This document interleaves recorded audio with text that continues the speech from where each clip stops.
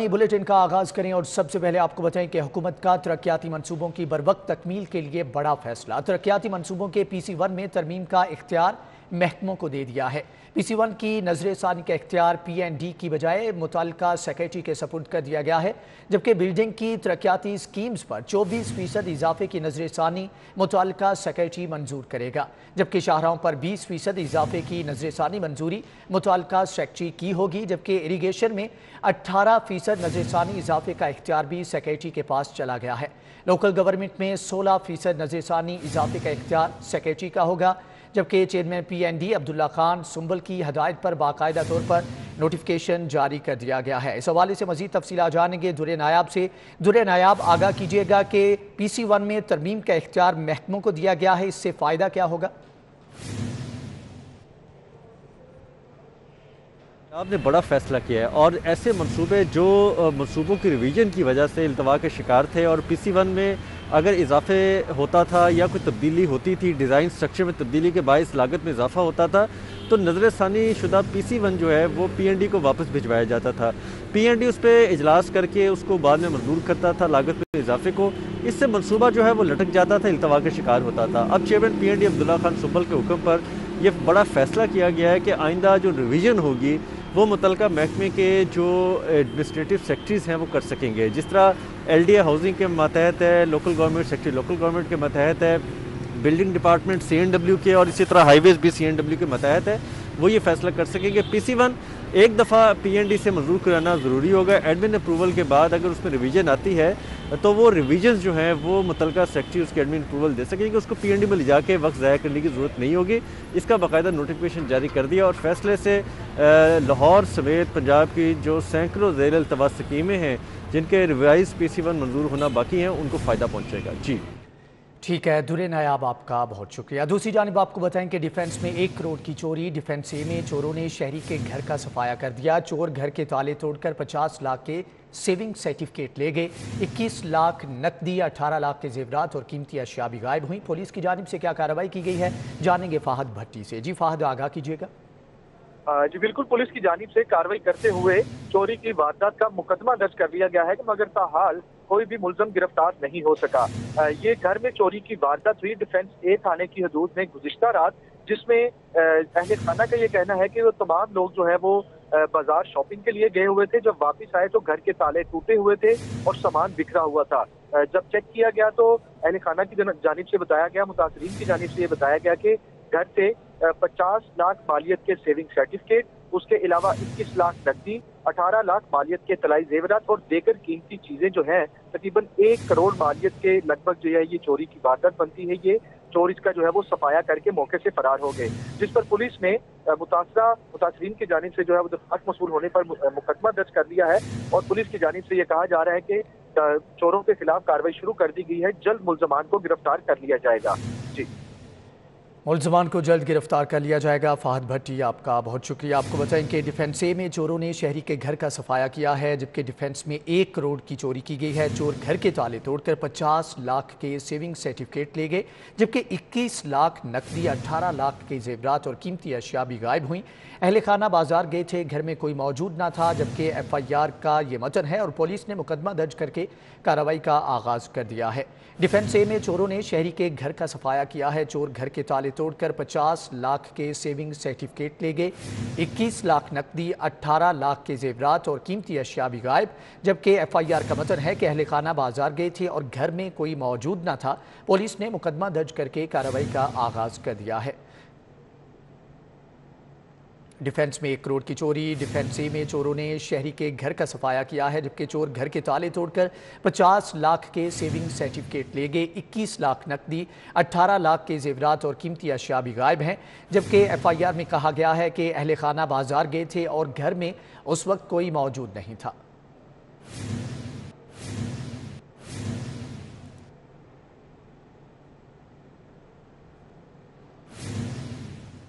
मौसम की सूरत हाल के बारे में आपको बताएं कि लाहौर का मौसम सर्द हो गया है। गुज़श्ता रात खुनकी में इजाफे के बाद दर्जा हरारत 7 डिग्री तक गिर गया है, जबकि धुंध भी छट गई है और स्मोग में भी कमी आ गई है। आज एयर क्वालिटी इंडेक्स 274 रिकॉर्ड किया गया है।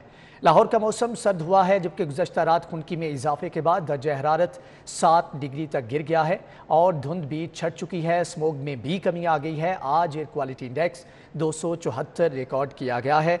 शहर भर में धुंध के छटने के बाद सूरत हाल मामूल पर आना शुरू हुई है।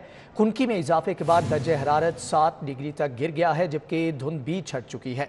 स्मोग में भी कमी आ गई है और आज एयर क्वालिटी इंडेक्स 274 रिकॉर्ड किया गया है। लाहौर का मौसम सर्द हो गया है। इस हवाले से मजीद तफसीलात जानेंगे सादिया खान से। जी सादिया, आगाह कीजिएगा। जी हाँ, लाहौर समेत पंजाब के मौसम की सूरत हाल की बात करते हैं तो शुक्र अल्हम्दुलिल्लाह के लाहौर में आज मौसम बहुत बेहतर है, क्योंकि शाइनिंग डे है, सूरज निकला हुआ है, ठंडी ठंडी हवा चल रही है, उसके साथ साथ धुंध और जो स्मोक है उसके बादल भी छट गए हैं। आज अगर हम लाहौर की फ़ज़ा आलूदगी की बात करते हैं तो आज काफ़ी दिनों बाद लाहौर का एयर क्वालिटी इंडेक्स जो है वो कदरे बेहतर महसूस हो रहा है। हवा जो है वो ताज़ा महसूस हो रही है और आज का एयर क्वालिटी इंडेक्स जो रिकॉर्ड किया गया है वह 274 है। इसी तरह से अगर हम बात करते हैं मौसम के लिहाज से या धुंध के लिहाज से, तो हमने ये देखा कि कल रात भी लाहौर जो है वहाँ धुंध नहीं छाई और दर्जा हरारत और खुनकी में काफ़ी ज़्यादा कमी महसूस की गई और सर्दी की शिद्दत में इजाफा हुआ और कल रात का दर्जा हरारत जो है वो 7 रिकॉर्ड किया गया, जिसकी रियल फील जो थी वो 5 डिग्री तक आ रही थी। इसी तरह से आज के दिन के हवाले से महकमा मौसमियात की जानिब से कहा यह जा रहा है कि आज मतला खुश्क रहेगा, खासकर दिन के औकात में पारा जो है वो 15 से 16 रहने के इम्कान है। इसी तरह से रात के औकात में सर्दी की शिद्दत में इजाफा होकर हवा में नमी का तनासब जो है उसमें भी कमी देखने को मिल रही है। और महकमा मौसमियात की जानिब से कहा यह जा रहा है कि 25 दिसंबर के बाद छोटे छोटे सिस्टम जो है वो पंजाब का रुख करेंगे, जो कि लाहौर में पंजाब के मुख्तलिफ इलाकों में हवाओं के साथ बारिश का बायस बन सकते हैं। हवा चलती है तो ज़ाहिर सी बात है कि जो स्मोक के मामला हैं उनमें भी कुछ हद तक बेहतरी आएगी, उसके साथ साथ जो मतला है वो भी खुल जाएगा और सर्दियाँ जो हैं वो शहरी इंजॉय कर सकेंगे। और जनवरी जो है खासा अहम है बारिशों के लिहाज से भी और मौसम के लिहाज से भी। जनवरी में जो है वो जो पहले खासकर 2 हफ्ते हैं उनमें एक तो दर्जा हरारत में कमी वाक़ है, उसके साथ साथ बारिशों के इम्कानात का भी इज़हार किया जा रहा है, जिसकी वजह से हो सकता है कि लाहौर में जनवरी जो है वो खासा सर्द गुजरे। जी ठीक है सादिया खान, बहुत शुक्रिया। दूसरी जानिब आपको बताएं कि यूटिलिटी स्टोर्स पर मुख्तलिफ ब्रांड्स के ऑयल और घी की शॉर्टेज है, जबकि सब्सिडी वाला सस्ता घी भी गायब कर दिया गया है। यूटिलिटी स्टोर्स पर आवाम के लिए रिलीफ के दरवाजे बंद कर दिए गए हैं, जबकि गरीब आदमी जाए तो कहाँ जाए। शहरियों का कहना है कि सोची समझी स्कीम के तहत यूटिलिटी स्टोर्स पर सब्सिडी वाले घी की सप्लाई भी कम कर दी गई है, जिसके बायस वो मुख्तलिफ यूटिलिटी स्टोर्स पर धक्के खाने पर मजबूर हैं। यूटिलिटी स्टोर्स पर मुख्तलिफ ब्रांड्स के ऑयल और घी की शॉर्टेज है, जबकि सब्सिडी वाला सस्ता घी भी गायब है। यूटिलिटी स्टोर्स पर आवाम के लिए रिलीफ के दरवाजे बंद कर दिए गए हैं। गरीब आदमी जाए तो कहाँ जाए। शहरियों का कहना है कि सोची समझी स्कीम के तहत यूटिलिटी स्टोर्स पर सब्सिडी वाले घी की सप्लाई भी कम कर दी गई है, जिसके बायस वो मुख्तलिफ यूटिलिटी स्टोर्स पर धक्के खाने पर मौजूद हैं। इस हवाले से मजीद तफसीलात जानेंगे जुनेद जियाद से। जुनेद, आगाह कीजिएगा, यूटिलिटी स्टोर्स पर घी की शॉर्टेज की वजह क्या है? जी, गरीब आदमी जाए तो कहाँ जाए। यूटिलिटी स्टोर पर जो सब्सिडी घी है जिस पर दी जाती है 260 रुपये किलो मिलता है, लेकिन एक हफ्ते से जो है वो घी की सप्लाई जो है वो बुरी तरह मुतासर है। लाहौर के मुतादिद जो यूटिलिटी स्टोर्स हैं वहाँ पर सब्सिडी घी जो है वो दस्तयाब नहीं है और दूसरी जानब जो मुख्तलिफ ब्रांड्स के घी और आयल हैं वो भी नायाब हैं और कई यूटिलिटी स्टोर्स पर घी और आयल जो है वो बासानी नहीं मिल रहा। इसी वजह से हम बात करेंगे शहरियों से, क्या सूरत हाल है जी? अस्सलाम वालेकुम सर। पहली बात तो ये है कि जो सब्सिडाइज ऑयल है वो हर किसी का हक है, लेकिन वो यहाँ से मिलता ही नहीं है। वो बहुत कम, बहुत रेयर केसेस में मिलता है कि आप बाय लाख अगर आप पड़ा हुआ तो आप आ गए अचानक से तो वो मिल गया, जैसे कह लेंगे पुलिस छापा मार ले तो वो मिल जाता है चोर। इसी तरह ये भी चोर बने हुए हैं कि मतलब कि जो चीज़ चाहिए होती है वो मिलती नहीं है, एट दी टाइमिंग मिलती नहीं है। और ये कैनोलिव ऑयल या दूसरी तीसरी कंपनी का कोई ऑयल पड़ा हुआ वो मतलब कि 410 रुपये पर केजी है। यहाँ घी है वो भी इसी तरह 400-500 रुपये पर केजी, वो जो 300-350 रुपये की रेंज में आते हैं वो मतलब कि हर बंदा अफोर्ड कर सकता है, लेकिन वो भी गरीब बंदा तो अफोर्ड नहीं कर सकता, लेकिन फिर भी इस्तेमाल करना मजबूरी है। वो लेने आते हैं तो वो भी नहीं मिलता। फिर आगे से कैनोलिव ऑयल या कोई और तीसरी चौथी कंपनी मिल जाती है जो कि मतलब कि न्यू इंट्रोड्यूस हो रही है। जी, यहाँ पर हमारा कैमरामैन भी दिखा सकता है कि तमाम रैक जो हैं वो खाली हैं। और आप क्या समझते हैं ये जो ऑलिव ऑयल है ये तो यकीनन अमीर आदमी ही इस्तेमाल कर सकता है, गरीब आदमी नहीं, तो क्या हुकूमत से क्या अपील होगी आपकी? हमारी तो यही अपील है, जो मतलब कि रेगुलर ऑयल है, सूफी है, डालडा है, इस तरह की चीज़ें जो हैं वो कम से कम वो तो दस्तयाब करें ना। जो हम रेगुलर हमारा इत्मीनान है जिन चीज़ों पर, वो कम से कम वो तो अवेलेबल करें ना। जी, आपने बात सुनी कि मुख्तलिफ ब्रांड्स के घी और आयल यूटिलिटी स्टोर पर दस्तयाब नहीं। और सबसे बड़ी बात यह है कि जो जिस घी के ऊपर सब्सिडी, आपका बहुत शुक्रिया। मुजाहिदाबाद रामगढ़ मुगलपुरा में सुई गैस की बंदिश। 2100 रुपये बिल आता है लेकिन गैस नहीं आती। इलाका मकीनों की जानिब से कहना था कि गैस की बंदिश से 3-3 रोज़ घर में खाना नहीं बनता। मजीद तफसीलात जानेंगे मायदा वहीद से। जी मायदा, आगाह कीजिएगा, इलाका मकीनों को किन मुश्किलात का सामना है?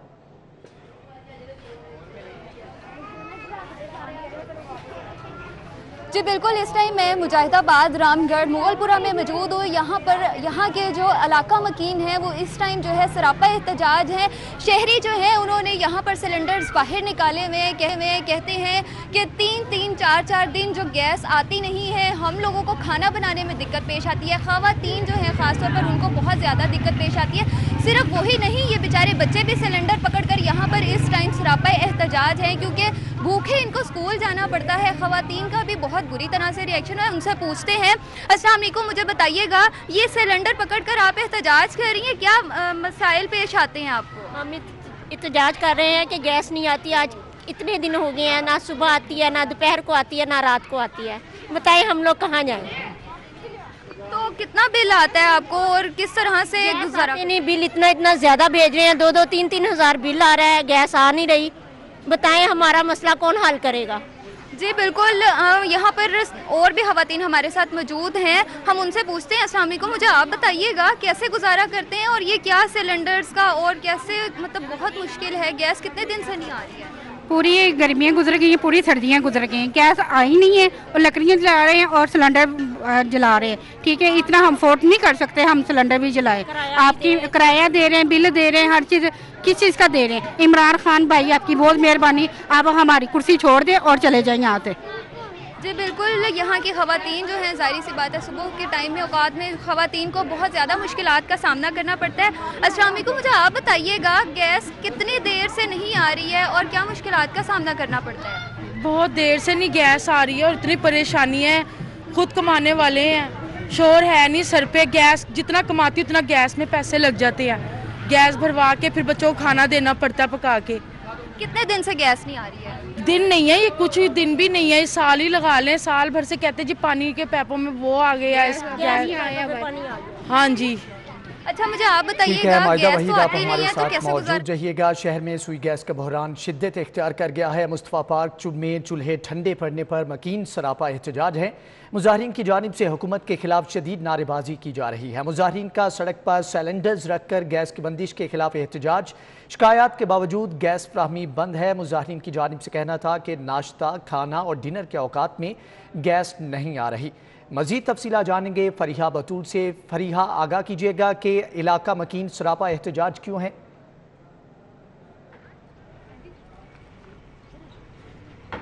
जी बिल्कुल, इस वक्त मैं शालीमार के इलाके मुस्तफ़ा पार्क में मौजूद हूँ, जहाँ पे सर्द मौसम के शुरू होते ही सर्दी की शिद्दत में इजाफे के साथ ही जो गैस की बंदिश जारी है। वैसे तो शहर के मुतअद्दिद इलाके ऐसे हैं जहाँ पे गैस की लोड शेडिंग जारी है, लेकिन इस इलाके में जो गैस है वो बिल्कुल नापैद हो चुकी है। यहाँ के जो इलाका मकीन है वो शदीद सरापा एहतजाज है। इलाका मकीन का कहना है कि मुतअद्दिद बार शिकायत भी की हैं लेकिन सुनवाई नहीं होती। यहाँ पे मेरे साथ एक इलाका मकीन मौजूद है, आइए इनसे पूछते हैं कि इन्हें किन मुश्किलात का सामना है। जी मैम बताइएगा। जी बहुत मुश्किल है, गैस बिल्कुल नहीं आ रही। इधर लकड़ियाँ जला जला के ਅਸੀਂ परेशान है। सिलेंडर भराओ और इन्नी महंगी गैस दे रहे हैं कि अफोर्ड नहीं कर सकते। तो मेहरबानी है गैस का कुछ करें। और बच्चे तेरे ਉਹ ਵੀ ਵਿਚਾਰੇ ਬਗੈਰ ਖਾਏ ਪੀਏ ਨਾਸ਼ਤੇ ਤੋਂ ਚਲੇ ਜਾਂਦੇ ਨੇ ਸਕੂਲਾਂ ਦੇ ਵਿੱਚ, ਦੁਪਹਿਰ ਨੂੰ ਆਉਂਦੇ ਨੇ ਉੱਥੇ ਜਾ ਕੇ ਤੰਦੂਰਾਂ ਤੋਂ ਲਿਆ ਖਾਂਦੇ ਨੇ ਤੇ ਇੰਨੀ ਕਮਾਈ नहीं है तो बच्चे किधरों खान। जी बिल्कुल, इनका कहना है कि इतनी कमाई नहीं है जितने अखराजात है। यहाँ पे एक और शहरी मौजूद है, इनसे पूछते हैं। जी मैम बताइएगा कि क्या मुश्किलात? हाँ जी, मुश्किल है कि गैस आंदा नहीं बिल्कुल, तो बच्चे भुखे ते बाजारों लैके किन्ने खाइए, मजदूर बंदे हैं, टाइम नहीं पास होंदा। हाँ जी, लकड़ियाँ जला जला के देखो साढ़े कपड़े काले हो गए ने, घर काले हो गए ने। अगर गैस साड़ी अपनी पाकिस्तान दी भी सानू नहीं मिलनी तो फायदा क्या हो जी हुकूमत का? जी बिल्कुल, इनका कहना है कि लकड़ियाँ जला के कपड़े काले हो चुके। यहाँ पे एक और इलाका मकीन मौजूद है, इनसे पूछते हैं। जी बताइएगा किन मुश्किलात का सामना? ऐसी गैस नहीं आ रही, लकड़ियाँ नहीं जला, काले होंगे ने, किराए ते मकान है, कित्थों करिए? सिलेंडर एडा महंगा है, बच्चे भूखे बैठे ने। जी बिल्कुल, बच्चे इनका कहना है कि भूखे हैं। अब आप हुकूमत से क्या अपील करना चाहेंगी मैडम? गैस आनी चाहिए, गैस की बहुत मसला है सानू, गैस आनी चाहिए। इस वास्ते भी बड़े मसले बने ने, लकड़ा लिया के एडी एडी दूरों चुक लिया के ते लिया बाली दियां ने, सिलेंडर बाली दियां अंदर काले होए पे ने ਤੇ ਤੁਹਾਡੀ ਮਿਹਰਬਾਨੀ ਹੈ ਗੈਸ ਖਲਾਓ मुश्किल ਐਡੀ ਮੁਸ਼ਕਿਲ ਹੁੰਦੀ ਹੀ ਹੈ। जी बिल्कुल, इनका कहना है कि मुतअद्दिद बार शिकायत भी की हैं लेकिन सुनवाई नहीं होती। हुकूमत को चाहिए कि इनके जो मसले हैं इन पर नज़रसानी की जाए ताकि क्योंकि इनके वसाइल इतने ज़्यादा नहीं है, लकड़ियाँ जला के ये गुजारा कर रहे हैं, तो इनका कहना है कि हमारे हालात पे कुछ सोचा जाए। जी ठीक है, माहिदा वहीद और फरीहा बतूल आप हमारे साथ मौजूद रहिएगा। दूसरी जानिब आपको बताएं कि गैस की अदम फ्राहमी शहरी महंगी LPG इस्तेमाल करने पर मजबूर हैं, जबकि घर का राशन पूरा करें या महंगी LPG खरीदें, शहरी इस हवाले से परेशान हैं। मजीद जानेंगे फ़हद कयूम से। जी फ़हद, आगाह कीजिएगा। जी बिल्कुल, गैस की लोड शेडिंग से सताए हुए शहरी महंगी LPG खरीदने पर मजबूर हैं। यहाँ पर LPG की दुकान पर मैं मौजूद हूँ जहाँ पर बुजुर्ग, बच्चे और हर तरह का जो तबका है वो LPG भरवाने पर मजबूर है, जो कि आम आदमी को बहुत महंगी पड़ती है और उनका गुजर बसर करना बहुत मुश्किल हो जाता है। यहाँ पर मेरे साथ माजी मौजूद हैं, उनसे बात करेंगे और जानेंगे कि वो इस उम्र में और सिलेंडर उठाए आके वो गैस भरवा रही थी। माजी, मुझे बताएं कि आपको किन मुश्किलात का सामना करना पड़ रहा है? बड़ा मुश्किलात है बेटा, हर बिजली का मुश्किलात है, गैस का मुश्किलात है, खर्चों हर चीज़ की मुश्किलात है। यवाज ये गैस नहीं है, लेकिन अल्लाह दे दे बस दरगाह बड़ा है, इंसान भी कही देते और उन्हें कर ले ऐसी फजूल है ये। हाँ जी बिल्कुल, आपने इनकी बात सुनी। यहाँ पर मेरे साथ एक बच्चा यहाँ पे मौजूद है जो कि कह रहा था कि मुझे गैस भरवाने के लिए घर से भेजा कि बेटा बताओ, आप सुबह सुबह गैस भरवाने आ गए हो, क्या कहना चाहोगे? गैस भरवाने, गैस बहुत महंगी है और अभी थोड़ी कम हो और बड़ी महंगी है, नाश्ता करना इसलिए मम्मा ने भेजा है। जी बिल्कुल, आपने इनकी बात सुनी। इनका ये कहना है कि घर नाश्ता करना था और गैस मौजूद नहीं थी, जिसकी वजह से हमें बतूल और माहिदा वहीद नुमाइंदगान का बहुत शुक्रिया, आपने तफसीलन आगाह किया कि नए माली साल के बजट में मजीद क्या नए टैक्स लगेंगे। हुकूमत ने नए टैक्सेस और मौजूदा टैक्सेस में तरामीम का सर्कुलर जारी कर दिया है। अवाम पर सूबाई टैक्स की शरह के तयन के लिए इदारों को हदायत और इदारे मौजूदा नए टैक्सेस पर महकमे खजाना से मुशावरत करेंगे। इस हवाले से मजीद तफसीलात जानेंगे अली रामे से। अली, आगाह कीजिएगा। पंजाब हुकूमत ने अपने नए सूबाई टैक्सेस में इजाफे और उसमें तरामीम के लिए सर्कुलर जारी कर दिया और इसके लिए तमाम सूबाई इदारों से अब तफसीलात वो जमा करना शुरू कर दी है और इस पर मुख्तलिफ महकमों को बाकायदा आगाह भी किया गया है, जिसमें एक्साइज डिपार्टमेंट है, पंजाब रेवेन्यू अथॉरिटी है, इरीगेशन और एग्रीकल्चर डिपार्टमेंट और साथ ही बोर्ड ऑफ रेवेन्यू को बाकायदा तौर पर कहा गया है कि वो अपने आइंदा नए माली साल के टैक्सेस के हवाले से अपनी तमाम तर तजावीज़ वो महकमा खजाना पंजाब को भेजना शुरू कर दें। अब इस पर क्योंकि नए माली साल के टैक्सेस के हवाले से पंजाब हुकूमत ने अपने सूबाई टैक्सेस में मज़ीद इजाफा भी करना है। अगर मौजूदा माली साल को देखा जाए तो इसमें पंजाब हुकूमत ने 50 अरब रुपए की रियायत जो है वो आम शहरियों के लिए दी थी। अब क्योंकि महंगाई भी बढ़ चुकी है और महंगाई बढ़ने से जो नए टैक्सेस हैं उसमें इजाफा वो भी देखने में आएगा। अब इसमें जो मेन टैक्सेस होते हैं वो बोर्ड ऑफ रेवेन्यू के होते हैं, जिसमें लैंड ट्रांसफ़र की पोस्टिंग के हवाले से उनमें तरमीम की जाती है, उसके साथ उनके टैक्सेस में इजाफा किया जाता है और उसके साथ एक्साइज़ के टैक्सेस उनमें भी मज़ीद इजाफा जो है वो देखने में आता है, क्योंकि मोटर व्हीकल जो एक नया कानून इन्होंने बनाया पंजाब हुकूमत ने, उसके तहत मज़ीद टैक्सेस जो हैं वो लगाए जा सकते हैं। और इसके साथ ही सेल टैक्स की शरह वो क्योंकि फेडरल गवर्नमेंट डिसाइड करती है तो उसके बाद पंजाब हुकूमत वो डिसाइड करेगी। और उसके बाद एग्रीकल्चर डिपार्टमेंट है, इरीगेशन डिपार्टमेंट, इसमें बराह रास्त किसानों से एक टैक्स जो है वो वसूल किया जाता है और इसमें नए हदाफ भी मुकर्रर किए जाते हैं पंजाब हुकूमत की तरफ से। तो ये वो सूबाई टैक्सेस हैं जिस पर पंजाब गवर्नमेंट अपने इख्तियारात का इस्तेमाल करते हुए ये टैक्सेस आवाम पर नया बोझ डालेंगे और इस पर हो सकता है कि पंजाब पर नया बोझ ना डाला जाए या उन्हीं टैक्सेस को रिवाइज किया जाए, क्योंकि रवां माली साल में कोरोना की वबा के बायस 50 अरब रुपये का टैक्स रिलीफ दिया गया, लेकिन अब कहा यह जा रहा है कि नए माली साल में टैक्स रिलीफ जो है उसको कम किया जाएगा, मजीद टैक्सेस जो हैं उनकी शरह बढ़ाई जाएगी। ठीक है अली रामे, आपका बहुत शुक्रिया। कॉमन का DIG ऑपरेशन लाहौर की सीट पर राज 7 साल में 10 DIG ऑपरेशन में एक का ताल्लुक 28वीं कॉमन से नहीं था। 9 DIGs 28वीं कॉमन से ताल्लुक़ रखते हैं। इस हवाले से तफसीलात जानेंगे अली साही से। जी अली, आगाह कीजिएगा। जी बिल्कुल, पंजाब पुलिस में DIGs का ख्वाब होता है कि वो लाहौर में DIG ऑपरेशन तैनात रहें। अगर बात की जाए गुज़श्ता 7 सालों की तो लाहौर में 10 DIG ऑपरेशन लाहौर तैनात रहे, जिसमें 9 जो DIGs ऑपरेशन लाहौर थे वो 28वें कॉमन से थे, जबकि सिर्फ साजिद कियानी जो हैं वो किसी दूसरे कॉमन से तल्लक रखते थे, जबकि बाकी DIG ऑपरेशन की सीट पर तैनाती के हवाले से 28वें कॉमन का राज रहा। अगर तफसीलात की बात की जाए तो 2014 मई में डॉक्टर हैदर अशरफ जो कि 28वें कॉमन से तल्लक रखते थे उनको DIG ऑपरेशन लाहौर तैनात किया गया और वो मई 2018 तक इस सीट पर विराजमान रहे। उसके बाद तैनात होने वाले शहजाद अकबर, जिनको इंटरम सेटअप में तैनात किया गया, उनका तल्लक भी 28वें कामन में था। वो मई 2018 में तैनात हुए और 2018 अक्टूबर तक इस सीट पर 3 माह तक उन्होंने इलेक्शन के बाद उनका तबादला कर दिया गया और इसी सीट पर वकास नज़ीर जो हैं वो विराजमान हुए। उनका भी तल्लक 28वें कामन से था। उनकी तैनाती के बाद जो अगले DIG आए वो उनका तल्लक भी 28वें कामन से था। अशफाक खान, वो मई 2019 में आए और नवंबर 2019 तक वो लाहौर में तैनात रहे। दिसंबर 2020 में राय बाबर सईद, वो भी 28वें कामन से तल्लक रखते थे और उनकी तैनाती 6 माह तक रही। जून में उनको तब्दील कर दिया गया।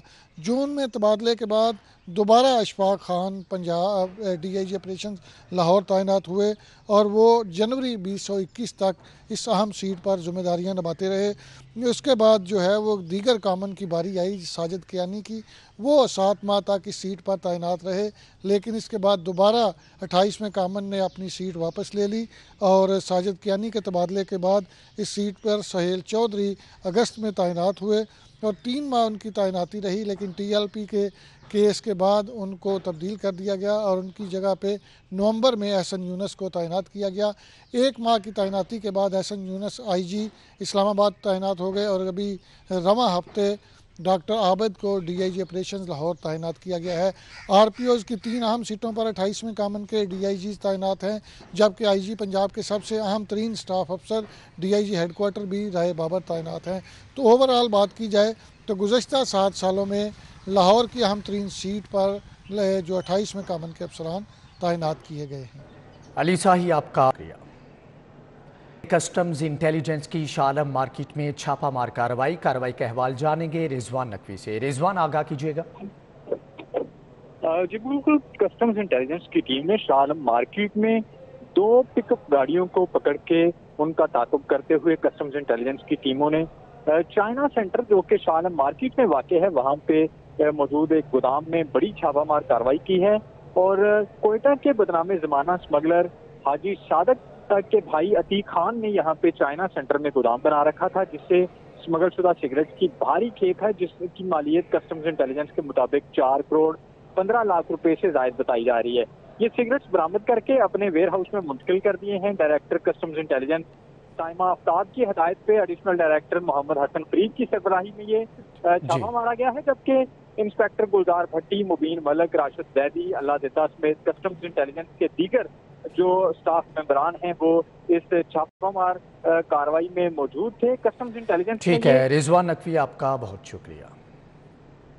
दूसरी जानिब आपको बताएं कि हाई कोर्ट में इंसदाद दहशतगर्दी की अदालतों की कारकर्दगी का इजलास, सीनियर तरीन जज जस्टिस मलिक शहजाद अहमद खान ने इजलास की सदारत की। इंसदाद दहशतगर्दी अदालतों के जजेस, चीफ सेक्रेटरी की शिरकत, इजलास में सूबा भर के RPOs की भी शिरकत। इजलास का अहवाल जानेंगे मलिक अशरफ से। मलिक अशरफ, आगाह कीजिएगा। जी बिल्कुल, इस वक्त लाहौर हाई कोर्ट में इंसदाद दहशतगर्दी अदालतों के जजेस की कारकर्दगी का इजलास हुआ है और इसकी सदारत हाई कोर्ट के सीनियर 3 जज जस्टिस मलिक शहजाद अहमद खान ने की है और इस इजलास में सूबा भर के जो RPOs हैं वो शरीक हुए हैं। इंसदाद दहशतगर्दी के अदालतों के जजेस शरीक हुए हैं। Additional IG CTD, CCPO Lahore Fayyaz Ahmad Dev के अलावा IG जड़खाना जात मिर्जा शाह बेग, प्रोसिक्यूटर जनरल पंजाब राना अरफ कुमार नून समेत दीगर जो अफसरान हैं वो यहाँ पे इजलास में शरीक हुए हैं और इस इजलास में इंसदाद दहशतगर्दी अदालतों में ज़ेर समाअत मुकदमात को बरवक्त निपटाने के हवाले से तबादला ख्याल किया गया है। ज़राए के मुताबिक जस्टिस मलिक शहजाद अहमद खान ने इंसदाद दहशतगर्दी अदालतों के जजों को हिदायत की है कि बरवक्त जो मुकदमात हैं उनको निपटाया जाए, लंबी तरीके ना दी जाए और रोजाना की बुनियाद पे जो पुराने मुकदमात हैं उनको सुन के फैसला किया जाए। जबकि पुलिस को हिदायत की गई है कि वो इंसदाद दहशतगर्दी मुकदमात की जो चालान है वो बरवक्त अदालतों में जमा कराएं। चालान बरवक्त अदालतों में जमा करवाए जाए। मलिक अशरफ, आपका बहुत शुक्रिया। इसी के साथ ही न्यूज़ बुलेटिन से फिलवक्त इतना है।